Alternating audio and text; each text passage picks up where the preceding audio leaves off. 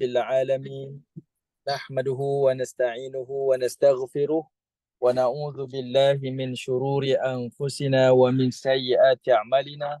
Man yahdihillahu fala mudilla lahu wa man yudlil fala hadiya lahu.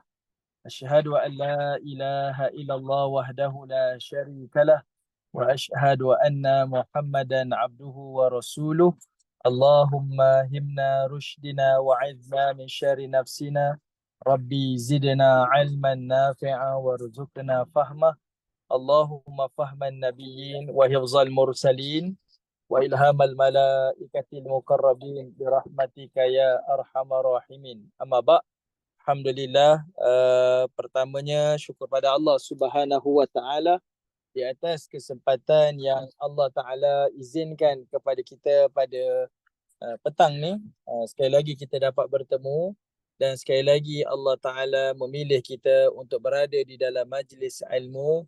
Semoga Allah Taala lah yang melimpahi dengan kebaikan, kerahmatan, ketenangan dan juga keberkatan dalam kehidupan kita.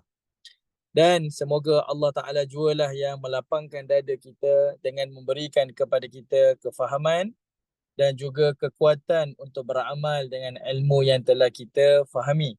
Dan seterusnya kita mengharapkan ilmu-ilmu ini menjadi manfaat sehingga menjadi bimbingan kepada hati-hati kita dengan taufik dan hidayah daripada Allah.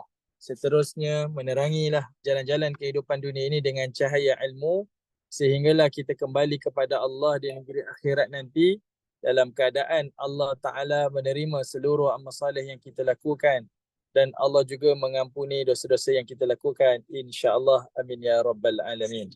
Baik, tuan-tuan, puan, ibu-ibu, ayah yang dirahmati Allah Subhanahu wa taala, insya-Allah kita akan ke surah yang baru hari ini, iaitu pada surah Al-Hasyr. Pada surah Al-Hasyr, surah yang ke-59 yang mengandungi 24 ayat. Dan saya rasa ini kali pertamalah surah yang kita akan berbincang berkaitan tentang surah Madaniyah. Sebelum ni mungkin pernah, tapi pada juzuk Amma, iaitu pada surah Al-Bayyinah, Al-Zalzalah dan juga pada surah Al-Nasr. Itu pada juzuk Amma dululah kita bincang surah Madaniyah.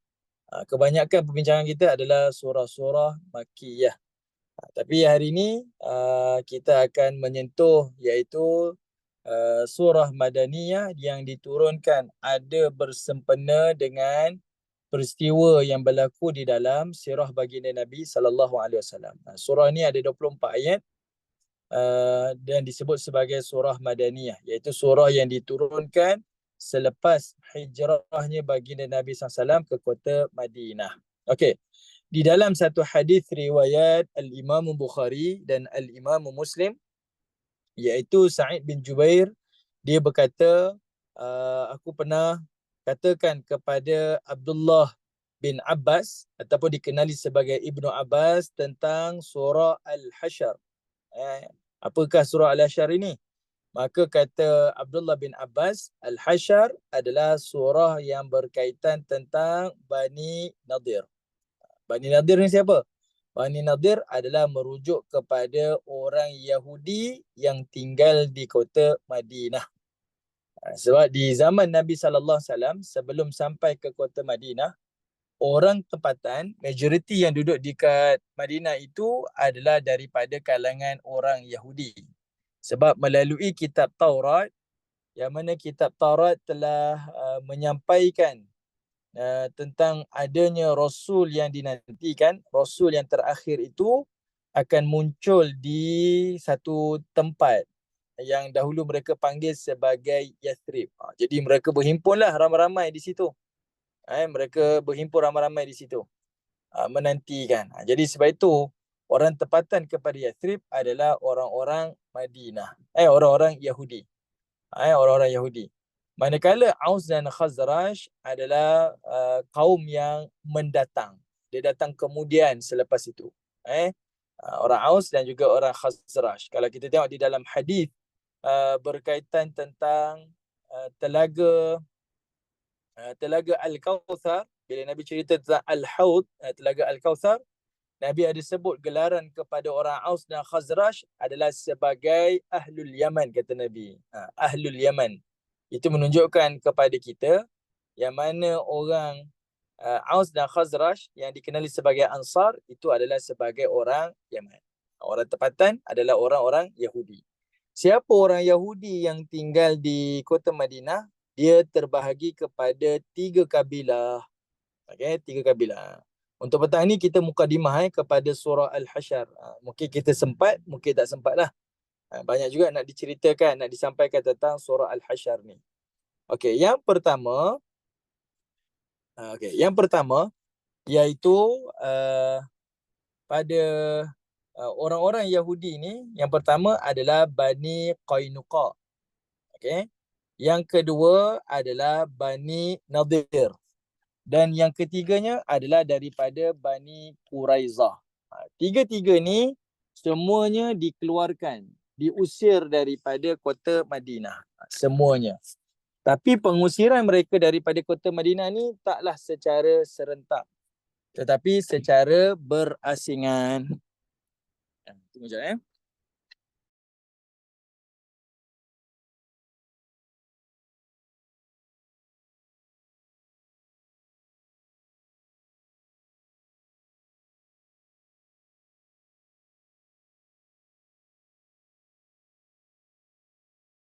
Okey, pengusiran orang-orang Yahudi daripada kota Madinah ni adalah secara berasingan, tak secara serentak.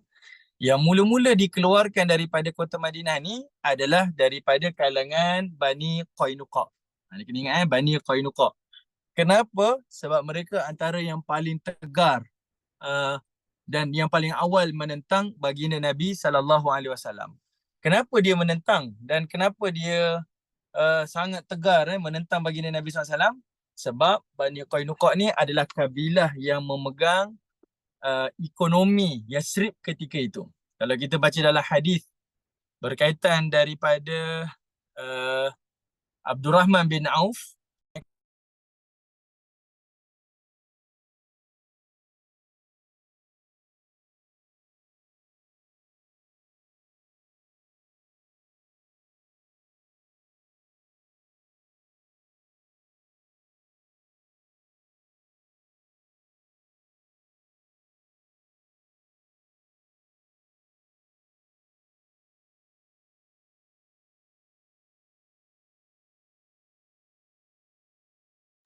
minta maaf. Okey. Jadinya, Bani Qainuqa ni adalah Bani yang awal yang menentang Nabi SAW. Yang pertama Bani Qainuqa, kemudian Bani Nadir, ketiga Bani Quraizah. Okay. Pertama, kenapa Qainuqa ni yang paling tegar? Sebab mereka ni memegang ekonomi orang Yathrib pada zaman tu. Ni berdasarkan kepada hadis yang diceritakan oleh Abdurrahman bin Auf sewaktu dia hijrah ke kota Madinah. Kan Abdurrahman bin Auf ni antara jutawan daripada kalangan orang muslimin. Bila dia hijrah ke kota Madinah, dia disaudarakan dengan jutawan Madinah, iaitu Sa'ad bin Rabi' Al-Ansari, yang menawarkan dia macam-macam kekayaan. Semualah ditawarkan Sa'ad bin Rabi' ni. Tapi nak dijadikan cerita, Abdurrahman bin Auf ni dia tak nak dapat harta mudah-mudah macam tu kan. Dia jenis orang yang kita kata ada business mindset. Jadi dia tanya pada Sa'ad bin Rabi', di manakah tempat saya nak berjual beli ni? Lalu kata Sa'ad bin Rabi', ada. Kalau nak pergi ke Sauq Qainuqa, Sauq Bani Qainuqa, iaitu di tempat perniagaan orang-orang Yahudi Bani Qainuqa. Itu sebab nak tunjukkan mereka ni pemegang ekonomi lah. Jadi dia rasa dia ada harta, dia rasa dia ada power lah kan. Jadi mereka ni lah kabilah pertama. Bani Qainuqa ni iaitu bangsa yang dihalau oleh Nabi SAW keluar daripada kota Madinah pada tahun yang kedua Hijrah, selepas peperangan Badar. Okay. Bani Nadir yang kita kata dalam surah Al-Hasyr ini adalah kabilah Yahudi yang kedua yang dihalau oleh Nabi SAW. Dia dihalau selepas peperangan Uhud, tahun yang ketiga Hijrah. Manakala yang berikutnya iaitu Bani Quraizah. Bani Quraizah ni dia dihalau oleh baginda Nabi SAW selepas peperangan Khandaq ataupun kita sebut sebagai perang Ahzab. Perang Khandaq ataupun dikenali sebagai perang Ahzab. Yang ini adalah lebih kurang tahun yang keempat Hijrah. Kalau tak silap, tahun keempat ataupun tahun yang kelima Hijrah. Okey. Baik. Jadi kita nampaklah setiap tahun tu ada je pengusiran orang-orang Yahudi kepada Nabi SAW kepada orang-orang Yahudi yang ada di kota Madinah. Kenapa? Dia punya cerita dia sama je. Iaitu mereka telah melanggar perjanjian yang disepakati masa hijrah Nabi yang kita selalu sebut sebagai piagam Madinah. Kan ada piagam Madinah kan? Jadi dah ada perjanjian dah antara Nabi khusus dengan orang-orang Yahudi. Tapi mereka melanggar perjanjian. Kerana apa? Memang tabiat dia macam tu. Okay? Memang tabiat lah orang-orang Yahudi ni melanggar janji. Okay? Jadi disebabkan mereka ni melanggar janji, maka sebab itu adanya pengusiran. Okay?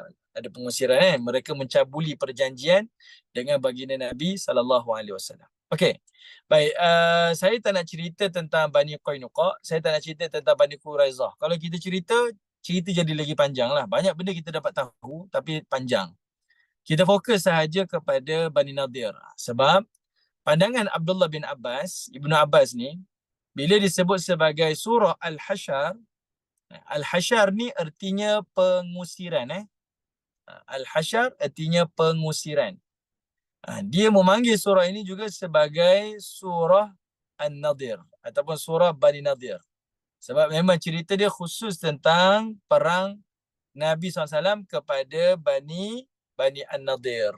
Okey, baik. Saya ceritakan sedikit latar belakang kepada surah ini supaya kita tahu kenapa orang Yahudi ni keluar. Kalau kita tak tahu cerita, kita nak tengoklah. Mungkin salah faham nanti kan. Nabi ni datang ke Madinah. Dia datang, kemudian dia tawan kota Madinah dan dia halau pula orang tempatan. Zalimnya. Itu cara kalau kita tersalah faham. Kan? Macam perangai orang British pula, macam Belanda pula kan. Dia datang, dia tawan, dia halau pula orang tempatan. Tak macam tu Tak. Bukan begitu. Maka sebab itu diceritakan kisah ni detail dalam sirah dan diturunkan satu surah supaya faham, jangan tersalah faham. Okey. Sekarang ni Bani Nadir ni waktu era tu adalah tahun ketiga Hijrah. Dalam fikiran kita Bani Qainuqa dah tak ada dah. Yang jutawan-jutawan Yahudi ni tak ada dah, dia dah keluar dah daripada Madinah. Diusir dah Okey. Sekarang ni adalah tentang Bani Nadir. Waktu tu yang tinggal adalah Bani Nadir dan Bani Quraizah. Apa peristiwa yang berlaku ni menjadi sebab mereka ni mencabuli perjanjian dan dihalau oleh Nabi SAW? Kisah dia iaitu selepas peperangan Uhud. Dalam kitab-kitab sirah yang kita belajar, bila baginda Nabi SAW yang disebut sebagai kalah dalam peperangan Uhud kan. Kekalahan itu adalah sebab kita kata angka korban tu tinggi dalam kalangan orang-orang muslimin, iaitu seramai 70 syuhada berbanding dengan orang-orang musyrikin Mekah hanya beberapa orang sahaja. Okey, dan Allah pun sebutlah ada kitaran kan, dulu kamu menang, sekarang kamu kalah. Allah Taala sebut dalam Quran berkaitan tentang peperangan Uhud. Jadi di situ pada masa selepas perang Badar, imej tentera Islam, imej kerajaan Islam ni tinggi. Orang mula nampak, terbuka mata tengok orang Islam ni berani kuat dia benang lawan musyrikin Mekah dekat Badar. Tapi bila masuk peperangan Uhud, tentera Islam korban sampai 70 orang. Jadi orang-orang mula memandang kecil kepada tentera-tentera Islam. Bila start orang memandang kecil kepada tentera Islam, yang inilah menyebabkan berlakunya, kalau istilah hari ini dipanggil Arab Spring kan. Arab Spring kan. Dulu kan ada istilah Arab Spring. Tapi lepas perang Uhud berlaku satu peristiwa yang kita sebut sebagai Kabilah Spring. Ini istilah saya lah, dalam kitab sirah tak sebut. Kabilah Spring. Sebab imej tentera Islam, kerajaan Islam nampak lemah sebab kalah dalam peperangan tu. Menyebabkan orang yang dulu sembunyikan rasa pemusuhan tu mula berani zahirkan. Sebab secara psikologinya, oh, tentera Islam baru kalah ni, dia lemah ni. Okey, sekarang waktu yang terbaik untuk kita serang kerajaan Islam, serang Muhammad. Jadi sebab itu berlakunya Kabilah Spring. Selepas perang Uhud, ada 6 serangan secara mendadak kepada tentera Islam, kepada kerajaan Madinah. 6 serangan daripada 6 musuh. Dia serang secara bertali arus. Satu pasukan. Dan salah satunya adalah daripada Bani Nadir yang mengambil kesempatan. Bani Nadir ni ambil kesempatan lah. Sebab dia nampak kan, dia penakut. Orang Yahudi ni sampai hari ni, dia penakut. Dia jenis opportunities. Ada peluang, dia cuba mainkan peranan dia lah. Okey, baik. Okey, buat masa ni macam mana tuan-tuan? Boleh ikuti? Boleh faham? Okey. Boleh ikuti saya punya cerita? Kita jangan buka tafsir dulu kan. Dia nak bagi tahu cerita je ni. Nampak gambaran dulu. Nanti kita dah faham, nanti baru kita tahu, oh, kenapa surah ni macam ni. Baru kita nampak Okey, boleh? Tak ada respon. Okey. Boleh? Okey, alright. Okey, sekarang ni kita tengok apa yang berlaku, apa yang berlaku daripada peristiwa ni. Contoh contoh. Kita habiskan dekat perang Uhud lah. Kita mula daripada selepas perang Uhud.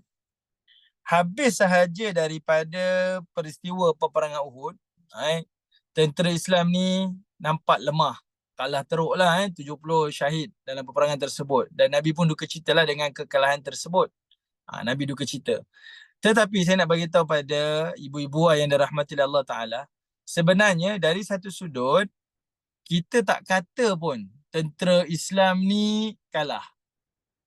Nampak kalah. Yalah, Allah Ta'ala ujilah pada tentera Islam. Tapi kalau kita tengok, sebenarnya tak kalah sebenarnya. Sebab apa saya kata macam ni? Sebab bagi orang bagi orang musyrikin Mekah yang datang ke kota Madinah dalam perang Uhud tu, misi dia lebih besar. Sebab misi dia adalah misi balas dendam di atas kekalahan di dalam peperangan Badar. Jadi pertama, orang Mekah ketika itu datang perang Uhud ni, pertama dia tak berjaya bunuh Nabi, tak berjaya nak balas dendam. Sebab misi dia adalah untuk membunuh Nabi SAW, membalas dendam atas kematian keluarga mereka, tokoh-tokoh pembesar Quraisy. Pertama, tak tercapai. Kedua, mereka tak dapat harta ghanimah. Satu harta ghanimah pun dia tak dapat. Ketiga, sebaik sejurus selepas peperangan Uhud, mereka ni lari lintang pukang daripada medan Uhud. Sebab itu kalau kita baca sirah, lepas perang Uhud, ada satu perang yang terjadi, iaitu dikenali sebagai Perang Hamratul Asad. Perang Hamratul Asad, yang mana Nabi dan para sahabah kejar tentera-tentera musuh ni dalam perang Uhud tu keluar daripada Madinah. Sebab kalau mereka menang sungguh dalam peperangan Uhud, mereka ni masuk ke kota Madinah dalam keadaan bergaya. Kita tahu kan, medan Uhud ke kota Madinah ni 6 km. Dekat je. Sepatutnya lepas dia menang dekat dalam perang Uhud, dapat harta ghanimah. Tak dapat harta ghanimah, tak apa. Kita masuk ke kota Madinah, kita rampas semua harta-harta orang Islam. Itu baru nampak menang bergaya. Sebab budaya orang Arab, kalau mereka menang dalam peperangan, mereka akan stay dekat kawasan tersebut 2-3 hari. Sebab nak bagi tahu, kami dah marking dah, ini wilayah kami. Kami nak tunjuk, oh, yang berdagang ni, kami baru menang lepas perang ni. Menang bergaya lah. Tapi tak, hari yang mereka kata menang, hari tu mereka lari. Hari yang mereka menang tu, hari tu juga mereka lari. Dan dikejar oleh Nabi SAW dan juga tentera-tentera Uhud yang cedera parah ni. Sebab itu perang tu dikenali sebagai Hamratul Asad. Sebab tak silap saya kalau kita buka map kena semak balik.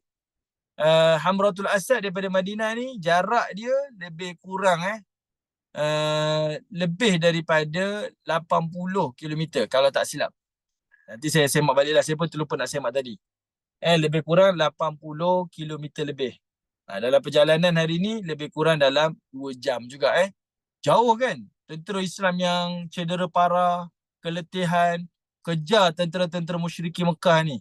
Dan mereka tak menang bergaya pun. Sebab itu saya kata, sebenarnya dari sudut moralnya tak kalah pun tentera Islam ni. Cuma Allah Ta'ala uji sahaja mereka dengan bilangan syuhada yang ramai. Tapi tak ada kerugian pun.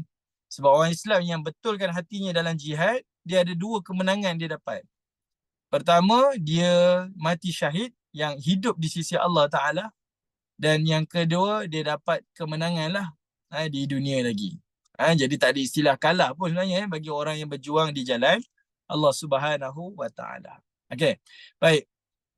Jadinya, selepas perang Uhud ni, saya sebutkan tadi kan, bila nampak imej Islam ni, tentera Islam, kerajaan Islam ni lemah, ada berlakunya kabilah Spring. Ada 6 serangan mendadak kepada Nabi SAW.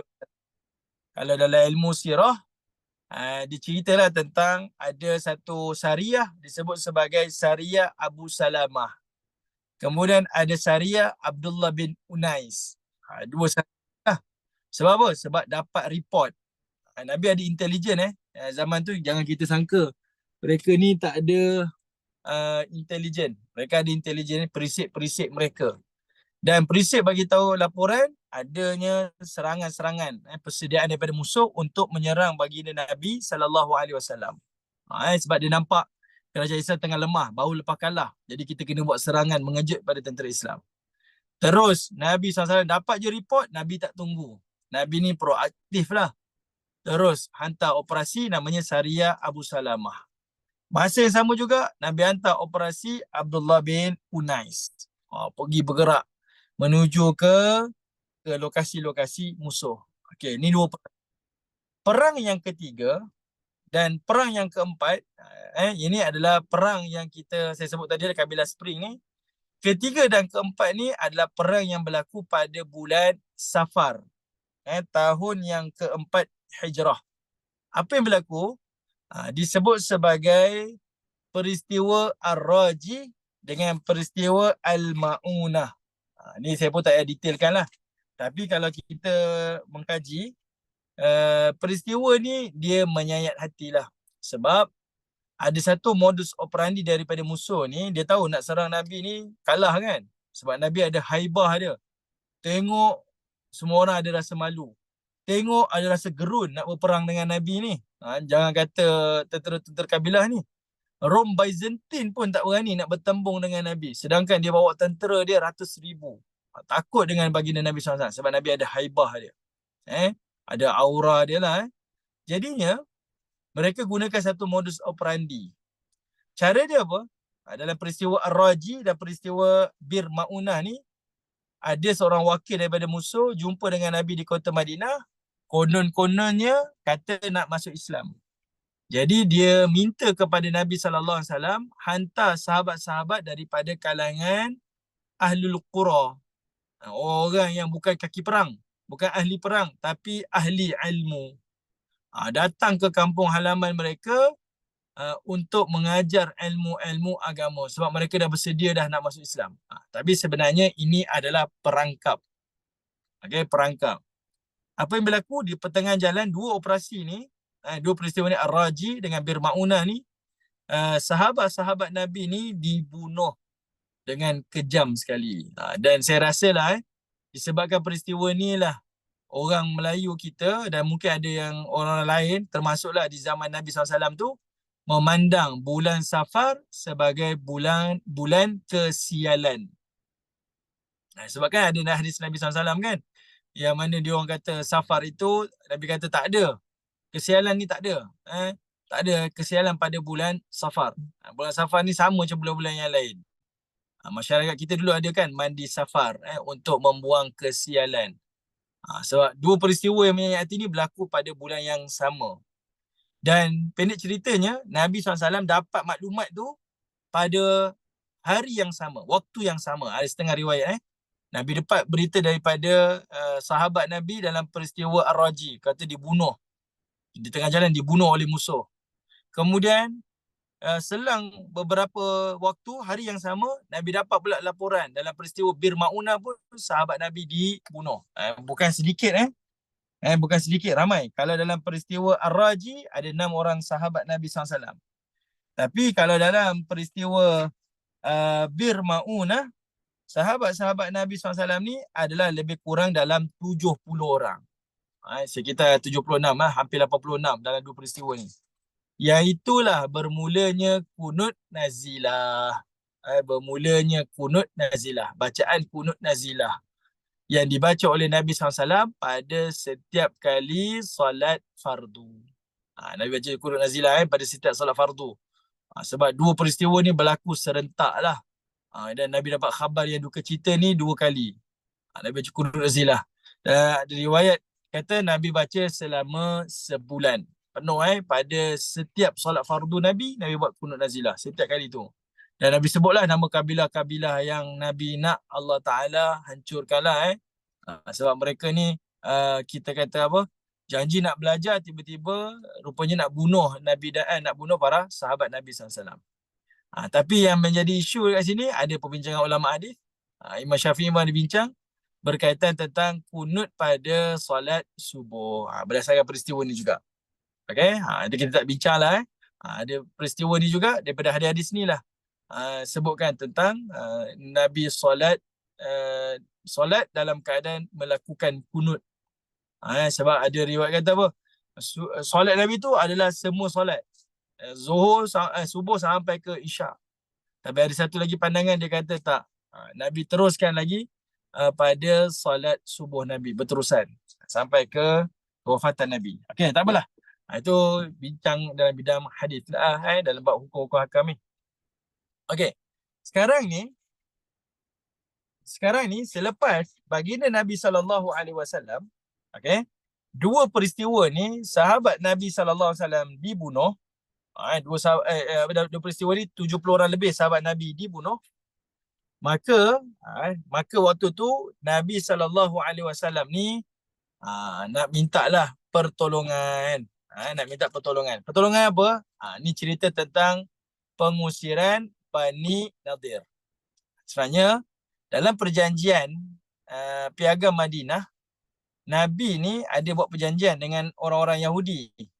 Orang Yahudi boleh minta perlindungan daripada Nabi. Orang Islam, Nabi pun boleh minta perlindungan daripada orang Yahudi. Itu perjanjian yang disepakati. Kenapa Nabi nak minta tolong dengan orang-orang Yahudi ni? Cerita dia iaitu daripada peristiwa Bir Maunah tu. Dalam peristiwa Bir Maunah tu, ada salah seorang sahabat baginda Nabi SAW ni yang bernama Amru bin Umayyah Ad-Damri. Okay? Amru bin Umayyah Ad-Damri. Dia ni pulang bertemu dengan Nabi SAW untuk menyampaikan pada Nabi berita duka cita itulah. Tentang 70 orang sahabat Nabi dalam peristiwa tu telah dibunuh. Mereka tak bawa senjata sebab mereka ni adalah ahli ilmu, ahli qura. Dia nak menyampaikan ilmu, dia bukan nak pergi perang. Tapi dibunuh dengan kejam lah oleh orang-orang ni, musuh-musuh ni. Jadinya, waktu dia on the way nak pulang ke Madinah, jumpa dengan Nabi SAW, dia ni berehat dekat satu tempat namanya Qarqarah. Dia berhenti dekat satu tempat namanya Qarqarah. Dan waktu dia berehat tu, dia nampak ada 2 orang lelaki daripada satu kabilah. Nama kabilah ni Bani Kilab. Sedang berehat bersama dengan dia. Jadi, sahabat Nabi yang nama Amru bin Umayyah Ad-Damri ni, dia tersalah sangka. Dia ingat yang Bani Kilab ni adalah Bani yang telah membunuh sahabat-sahabat Nabi SAW. Biasa kan? Tersalah faham. Dia ingat inilah orang daripada kabilah yang bunuh sahabat-sahabat Nabi ni. Jadi waktu 2 orang lelaki Bani Kilab ni sedang berehat, dia pergi bunuh orang ni. Ni tersalah. Sangkaan dia salah. Dia terbunuh. Jadi disebabkan dia telah terbunuh ni, 2 orang kabilah ni, maka mereka ni mintalah Nabi SAW membayar diat. Bayar diat lah, istilah kita bayar pampasan. Sebab ni bukan hukum kisos. Kamu bunuh kami bunuh kamu. Tak, sekarang ni tersalah bunuh. Jadi kena ganti rugi lah, bayar pampasan. Jadi pampasan ni diminta kepada Nabi SAW. Okay. Cuma nak jadi cerita, bila nak minta pampasan kepada Nabi, Nabi ni tak ada dana. Tak cukup dana. Maka Nabi SAW pun jumpalah kepada Bani An-Nadir ni, iaitu kabilah Yahudi ni. Sebab apa? Untuk minta pertolongan. Tolonglah Nabi membayar diat. Sebab dalam perjanjian kan, orang Yahudi ada masalah boleh minta tolong Nabi. Nabi kalau ada masalah boleh minta tolong orang Yahudi. Itu perjanjian. Jadi Nabi pun jumpa dengan wakil-wakil daripada Bani Nadir ni, orang Yahudi ni, untuk minta bantuan selesaikanlah pampasan tersebut. Ini rentetan. Saya terpaksa cerita mungkin panjang. Dari sudut sirah lah. Sebab kalau tidak kita tak tahu latar belakang. Kenapa Nabi nak minta tolong pula kan? Okey. Jadinya, kita dah nampak tadi ada 4 kabilah Spring ni. Duduk serang-serang Nabi ni. Jadi waktu tu tengok orang Bani Nadir tengok apa? Nabi dalam keadaan lemah. Baru kalah dalam perang Uhud. Kemudian Nabi ni pula tengah stres pula. Cari duit nak bayar pampasan pula. Bayar diat ni pula. Kawan tersalah bunuh pula. Jadi waktu itulah Nabi sedang datang kepada Bani Nadir minta pertolongan. Dan waktu tu bagi orang Bani Nadir, ni waktu yang paling sesuai untuk bunuh Nabi SAW. Yang inilah menjadi asbab kepada pengusiran. Okey, boleh dapat Boleh jelas Okey, betul lah Puan Syimah, betul. Perkara yang paling saya duka cita ni lah dia. Perasan tak ada baru-baru ni ada satu silap saya dekat Twitter ataupun hari ini disebut sebagai aplikasi X kan. Ada seorang wartawan Israel ni, dia tertawakan, ada buat satu posting, dia tertawakan orang Islam. Kenapa? Dia bawa satu gambar konsert orang Muslim di Saudi, konsert hari yang kematian Yahya ni. Yahya Sinwar ni kan dia syahid kan, dibunuh tu. Waktu tu berita duk sebar ni kan, dan orang semua duk cakap lah nanti akan bangkit orang Islam ni untuk memerangi orang Israel. Tapi yang dia share gambar dekat posting dia tu, wartawan Israel ni, tak ada orang pun dalam kalangan orang Muslim ini yang nak bangkit pertahankan Yahya ni kan, yang syahid ni. Bahkan mereka sedang sibuk berkonsert dekat Saudi. Konsert dekat Saudi. Tapi nak jadi cerita, ini mungkinlah Allah Ta'ala dah susun. Sebab mungkin bagi orang Israel, rasa mereka yang melindungi, mempertahankan Islam ni orang Saudi. Tapi sebenarnya tidak. Sebenarnya tidak. Dia akan terlepas pandang. Islam bangkit bukan di Saudi. Islam boleh bangkit di mana-mana. Boleh jadi daripada bumi Eropah, boleh jadi daripada benua Asia. Menyebabkan mereka terlepas pandang. Itu mungkinlah antaralah, kita tak tahu kan, perancangan daripada Allah Subhanahu Wa Taala. Okey. Sebab Saudi tengah konsert masa tu. Dia bukan nak berhentikan konsert ke, nak buat sesuatu ke, keluarkan kenyataan media antarabangsa ke, bagi tahu kita memerangi perangai orang-orang Israel ke apa kan, tak ada pun, tak ada. Mereka sebut dengan perkataan-perkataan ni. Sedangkan kalau kita tengok, bila orang Israel diserang je, tak ada apa-apa pun, diserang je, terus media Amerika bawa kenyataan presiden ke, esko-esko dia ke, pertahankan ini semuanya perbuatan yang mencabuli keamanan negara dunia lah.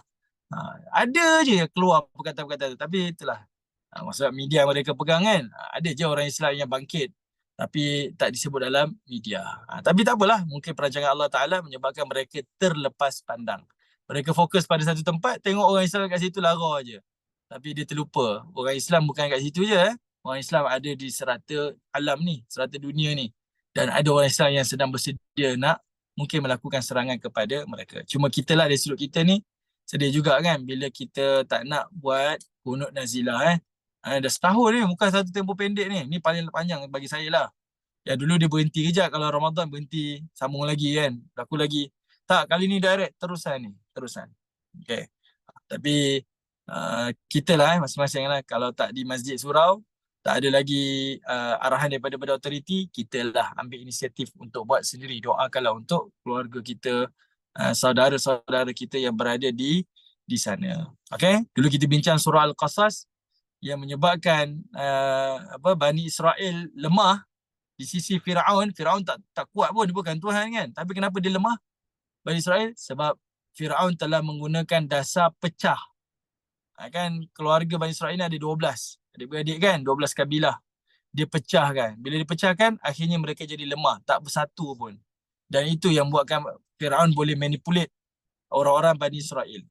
Tapi benda ni berulang balik kepada orang Islam. Orang Islam bukan dia tak kuat, tapi dia dipecahkan. Dipecahkan dengan istilah negara, dipecahkan dengan istilah bangsa, dipecahkan dengan macam-macam lah.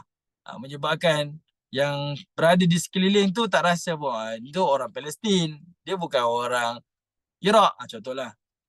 Dia orang Palestin, dia bukan orang Mesir. Dia seolah macam tak ada perkaitan. Sedangkan mereka tu Muslim, dia saudara kita.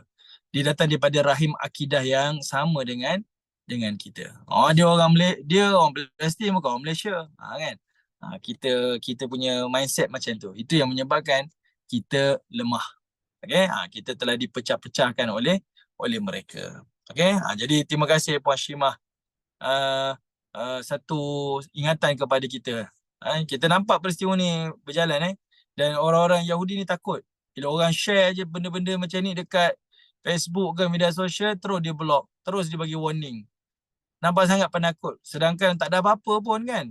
Kita hanya sebar melalui media. Macam mereka sebarkan propaganda. Tapi dekat propaganda mereka, macam-macam cerita. Kita hanya cerita je. Takut. Saya datangkan logik macam ni. Dia sebuah negara. Kita hanya berbentuk individu. Tak patut takut sebuah negara dengan individu. Tak patut takut. Lainlah kalau ni negara dengan negara kan. Tapi pelik orang Yahudi ni. Dia negara. Dia takut dengan individu. Kita nak bersuara tentang tu pun takut. Tak boleh. Dia halang. Tak logik. Tapi itulah. Kita akan jumpa nanti ayat-ayat yang Allah Ta'ala sebut. Allah campak dalam hati mereka itu ar-ru'ba. Ketakutan melampau dalam hati-hati mereka. Mereka memang terkepung dengan ketakutan diri mereka. Okey. Baik. Okey, sekarang kita tengok Bani Nadir ni. Apa yang Bani Nadir buat kepada Nabi? Nabi SAW pergi jumpalah dengan orang Bani Nadir ni. Nak minta bantuan kewangan untuk membayar diat bampasan kepada Bani Kilab. Sebab Amru bin Umayyah Ad-Damri telah bunuh dua orang lelaki daripada Bani Kilab. Jadi di hadapan mereka waktu tu, di hadapan Nabi SAW, orang-orang Yahudi ni nampak baiklah, nampak okey. Kita bantu baginda Nabi SAW. Tetapi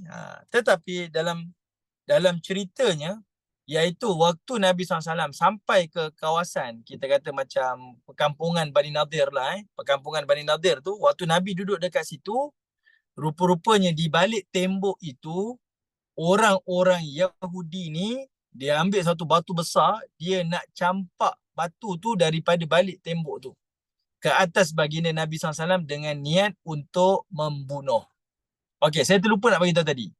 Dalam peristiwa Ar-Raji dan peristiwa Bir Ma'unah, kan orang-orang musuh-musuh tadi tu kan, dia buat modus operandi nak perangkap Nabi dan para sahabat kan. Mereka datang, kita bunuh di tengah jalan kan. Di situlah menjadi bukti. Sebenarnya Nabi ni tak tahu pun perkara-perkara ghaib. Nabi tak tahu pun. Kalau Nabi tahu, takkanlah Nabi nak hantar para sahabat kan. Tapi sebabkan Nabi ni dia tak tahu, melainkan disampaikan melalui wahyu. Kalau Nabi tahulah dibunuh macam tu, Nabi takkan hantar.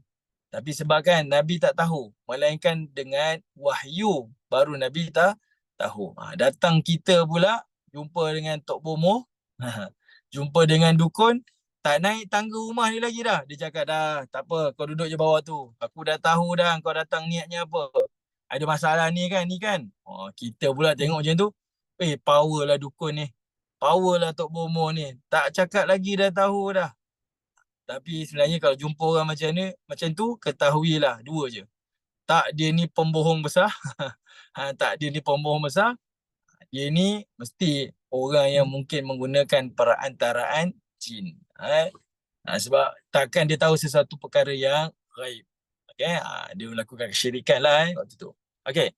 Jadi Nabi tak tahu, sebab tu Nabi hantar. Tapi dalam peristiwa Bani Nadir ni, waktu mereka ni angkat batu tu nak hempap ke atas baginda Nabi SAW, pada waktu itulah datangnya Jibril kepada baginda Nabi dan maklumkan kepada baginda Nabi SAW.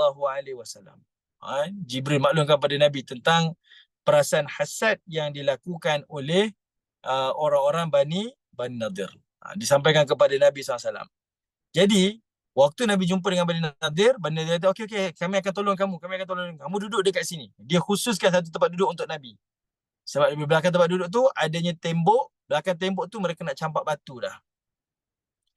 Tapi bila Jibril sampaikan kepada Nabi, dan waktu tu Nabi tengah tunggu, mereka datang membawa sejumlah wang lah nak bayar pampasan tu. Jibril datang, terus Nabi bangun dan Nabi beredar. Sahabat-sahabat Nabi SAW ketika itu adalah sahabat-sahabat yang besar. Abu Bakar ada, Umar ada, Ali ada. Mereka ni dalam keadaan terkejut. Terpinga-pinga. Kenapa Nabi SAW ni bangun? Dan kenapa Nabi beredar? Sedangkan tapi dia berjanji dah tadi dengan orang Bani Nadir. Tunggu kejap. Tapi Nabi bangun dan Nabi beredar. Tertanya-tanya daripada mereka ni. Okay? Tertanya-tanya. Rupa-rupanya dalam perjalanan tu mereka dah tinggalkan kampung Bani Nadir ni. Terus Nabi SAW maklumkan kepada para sahabat. Yang Nabi buat itu adalah kerana tadi baru je turunnya Jibril AS.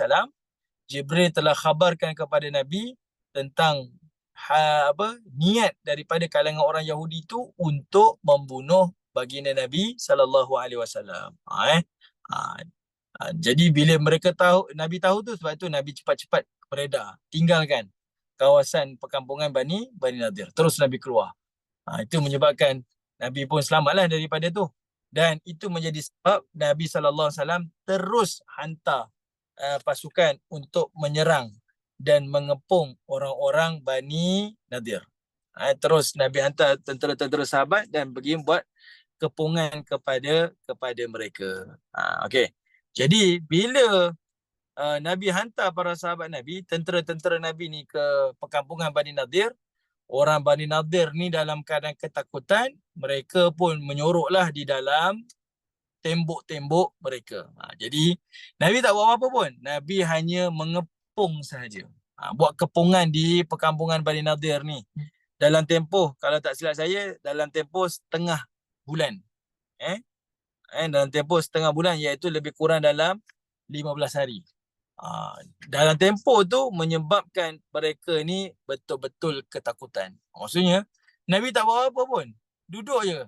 Buat kepungan. Takut mereka dengan Nabi SAW. Tak cukup dengan tu, mereka ni dalam keadaan ketakutan tu, mereka pun serang lah. Nabi ni lontar batu lah, lontar panah lah dan sebagainya. Macam-macam lah dia buat kepada baginda Nabi SAW. Tapi apa yang Nabi buat? Nabi minta kebun-kebun tamar yang mengelilingi perkampungan Bani Nadir ni. Tamar ni ada fungsi dia. Selain daripada hasil pendapatan Yahudi, dia jadikan sebagai pagar kepungan kepada kubur dia. Itu perangai orang Yahudi lah, memang dia buat macam tu.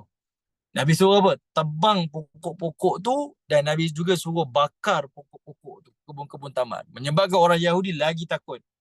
Dia tak ada tempat perlindungan, pagar dia, dan dia juga tak ada hasil pendapatan dia. Jadi orang Yahudi ni mulalah menghina-hina Nabi SAW. Macam mana kamu kata kamu Nabi, tapi kamu buat serangan macam ni kan? Memotong makanan ni, pokok-pokok ni. Lalu Allah Ta'ala turunlah surah Al-Hasyr ni, ada cerita dia. Allah meredai perbuatan yang dilakukan oleh Nabi SAW. Sebab kita tahu kan, dalam peperangan di jalan Allah ni, tak boleh bunuh kanak-kanak, tak boleh bunuh orang tua, tak boleh runtuhkan rumah ibadat kan. Termasuklah tak boleh rosakkan tanaman, sumber-sumber makanan ni, tak dibenarkan oleh Allah. Tapi perbuatan Nabi ni adalah sebagai satu strategi. Ini strategi dan Allah Ta'ala redailah melalui ayat-ayat Al-Quran. Okay? Ini Allah Ta'ala turunkan wahyu kepada Nabi. Ini kita akan jumpa cerita ni. Yang sekarang ni adalah satu cerita umumnya supaya kita tahu cerita dia dan kita akan jumpa nanti dalam ayat-ayat tu. Supaya nanti dalam penafsiran surah kita tak payah ulang lagi dah cerita ni. Okay. Kemudian, okay. Kepungan ni berlaku dalam tempoh 2 minggu lah kan, 15 hari kan. Dalam tempoh 15 hari. Apa yang berlaku? Orang Yahudi ni nampak kepungan tu lama sangat, Nabi dan para sahabat tak berganjak. Pokok-pokok tanaman pun dah rosak. Tak ada hasil lah lepas ni, tak ada lagi perlindungan. Maka mereka pun bersedia untuk surrender. Jumpa dengan Nabi SAW. Okay, mereka bersedia surrender. Mereka bersedia surrender. Jadi bila mereka surrender ni, kita akan jumpa dalam ayat Quran, iaitu mereka ni telah memecahkan bangunan-bangunan mereka, robohkan rumah-rumah mereka. Kenapa dia buat macam tu? Okay, kita jumpa dalam Quran nanti. Yang dia ambil waktu tu adalah pintu-pintu dan tingkap-tingkap mereka. Dia bawa keluar. Macam kita kalau nak pindah, bawa lah barang-barang yang berharga kan. Jadi bagi orang Yahudi ni yang paling berharga, tingkap dia, pintu rumah dia. Adalah aset-aset yang lain. Jadi waktu dia nak cabut tingkap rumah dia nak cabut pintu rumah dia, cara tak langsung dia pergi robohkanlah rumah dia. Dia robohkan kubur-kubur dia untuk dia pindah keluar daripada kota Madinah. Dalam rekod sirah dia kata apa? Iaitu dia bawa unta dia keluar daripada Bani Nadir ni, pergi keluar daripada Madinah adalah lebih kurang dalam 600 ekor unta. Dan kebanyakan mereka ni adalah hijrah ke kota Khaybar. Di sinilah ada beberapa tokoh-tokoh utama Yahudi. Antaranya ni adalah ayah kepada Safiyah, isteri Nabi, Huyai bin Akhtab. Antaranya Salam bin Abi Huqaid. Ini antara tokoh-tokoh utama. Dan mereka ni mastermind kepada peperangan Khandaq yang berlaku pada tahun hadapan. Nampak dia ada kesinambungan. Dia ada punca-punca sebab dia lah. Kenapa berlaku perang Khandaq? Ini antara sebab dia. Okay, orang-orang Yahudi yang ada dekat Madinah ni marah dengan Nabi sebab dia langgar perjanjian, dia dihalau. Maka dia bergabung dengan Yahudi Khaybar buat serangan yang berikutnya. Tapi dia tak nak keluar perang. Dia manipulit orang lain. Jadi itulah peperangan Khandaq. Okey. Baik. Bila mereka ni keluar membawa 600 ekor unta dan penuh dengan muatan dia, macam-macam dia bawa. Jadi Nabi SAW masuklah dalam kubu Bani Nadir. Masuk dalam kubu Bani Nadir. Dalam kubu Bani Nadir ni, bila Nabi masuk, Nabi jumpa sesuatu yang sangat mengejutkan. Apa dia? Dalam riwayat-riwayat sirah yang saya simpulkan melalui pandangan Safiur Rahman Al-Mubarakfuri, dia kata apa? Iaitu Nabi dan para sahabat tak menyangka di dalam kubu Bani Nadir ni mereka jumpa lebih kurang ada 50 baju besi. Ada 50 topi besi. Dan ada juga 340 bilah pedang. Dalam keadaan macam tu. Kenapa mengejutkan? Sebab mereka ni kan duduk di bawah pemerintahan Nabi kan. Yang menjaga keselamatan semua ni Nabi lah dan para sahabat ni. Tapi bila jumpa dekat dalam kubu mereka, seolah-olahnya mereka ni dah plan, pernah buat satu persiapan untuk melakukan serangan kepada Nabi secara senyap-senyap. Sebab dah kamu, contohlah kita ni duduk bahagia kan, satu taman ke, satu kampung ke. Tiba-tiba kat rumah kita ni ada banyak baju besi, ada banyak senapang, ada banyak pistol. Orang akan tanya, dia ni kenapa simpan senjata-senjata kat rumah dia ni? Dia mesti ada niat nak pergi buat apa-apa kan? Mesti ada fikir macam tu kan? Jadi rupa-rupanya Bani Nadir ni ada niat, ada cita-cita untuk menyerang Nabi SAW daripada dalam kota Madinah. Dia orang ni rupa-rupanya nak jadi gunting dalam lipatan, musuh dalam selimut. Jadi Allah Ta'ala takdirkanlah benda ni berlaku adalah untuk menyingkap perangai sebenar, topeng sebenar yang dipakai oleh Bani Nadir. Okay, itu antaralah sifat-sifat dia. Maka Allah Subhanahu Wa Ta'ala pun turunlah surah Al-Hasyr ini untuk bercerita tentang kisah perangai orang-orang Yahudi ini. Okey.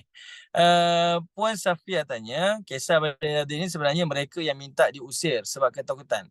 Betul tak kefahaman saya? Okey. Baik, sebenarnya mereka ni tak nak keluar pun. Okey, sebenarnya mereka ni tak nak keluar. Mereka duduk.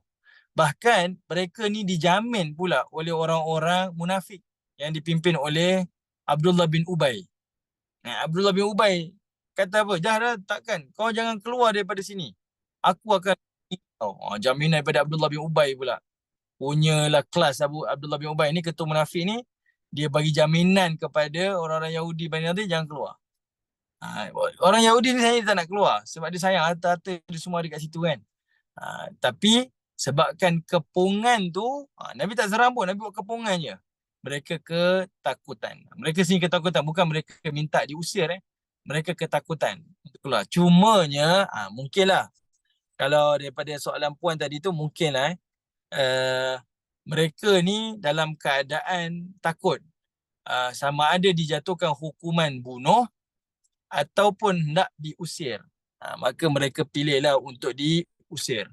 Berbanding untuk menjalani hukuman bunuh. Tapi sebenarnya mereka ketakutan. Dia tak boleh stay dah.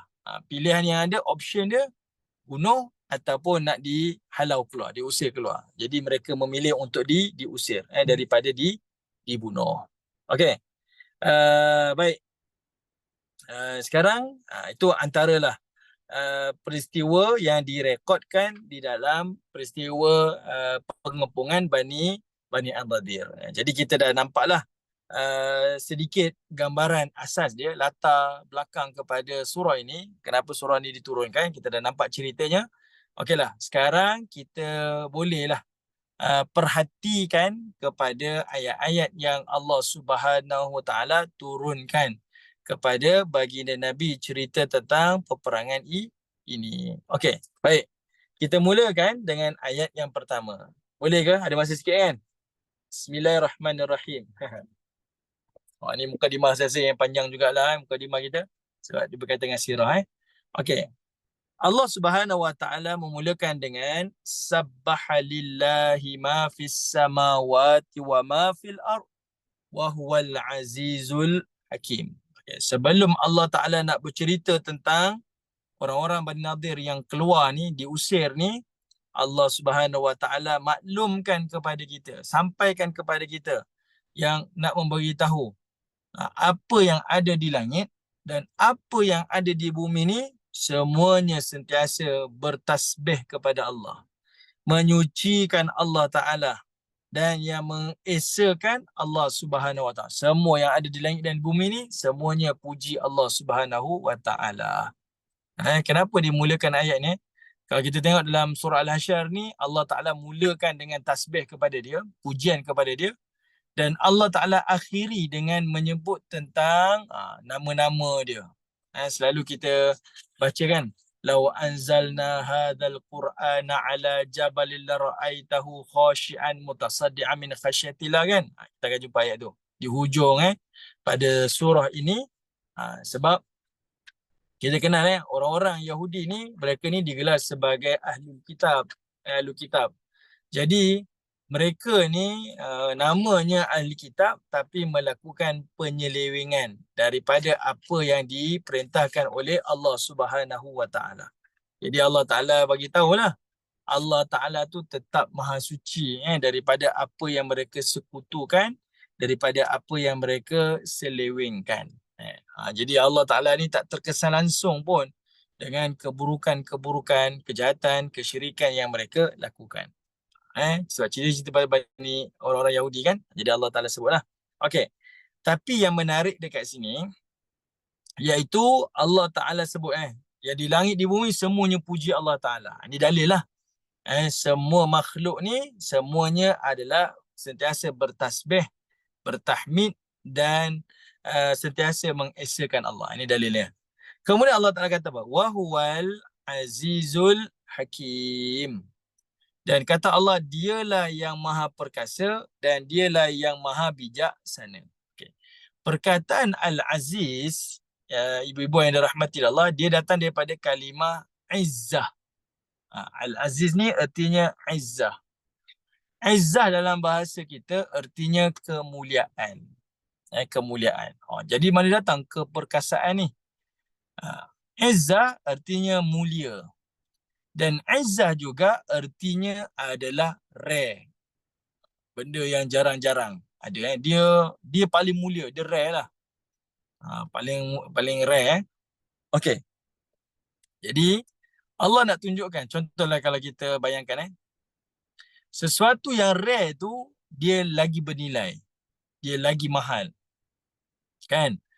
Antara permata dan kaca kan. Kaca ni mudah dapat sebab tu harga dia murah. Permata ni sebab dia mahal, dia sedikit sebab itu dia mahal. Macam itulah. Jadi Al-Aziz ni Allah nak beritahu, Allah tu maha mulia dan dia ni rare. Kerana semua makhluk ni bergantung kepada dia, berharap kepada dia. Semua orang tak boleh ni. Contoh paling mudah lah, kalau saya bincang Al-Asma'ul Husna ni, Al-Aziz ni dia macam contoh oksigen. Oksigen semua manusia berhajat kepada oksigen. Tapi oksigen yang ada hanya dalam satu botol saja. Satu botol je. Dan semua orang perlukan pada oksigen. Waktu tu macam mana? Semua orang sanggup gadaikan apa sahaja. Saya ada rumah besar ke, saya sanggup gadaikan. Saya ada duit, saya sanggup bagikan. Saya sanggup apa saja. Yang penting saya nak oksigen tu. Nak bagi tahu sebab benda tu yang paling rare. Macam itulah sebabkan Allah Ta'ala ni dia, saya tak sesuai nak kata rare kan. Sebab dia satu-satunya yang maha mulia tu. Tak ada orang lagi mulia daripada Allah Ta'ala. Maka sebab itulah dia menjadi perkasa. Kenapa perkasa? Sebab dia boleh, orang nak kita kan. Jadi kita boleh buat satu arahan. Kita boleh perintahkan. Kita boleh itu. Orang akan ikut saja.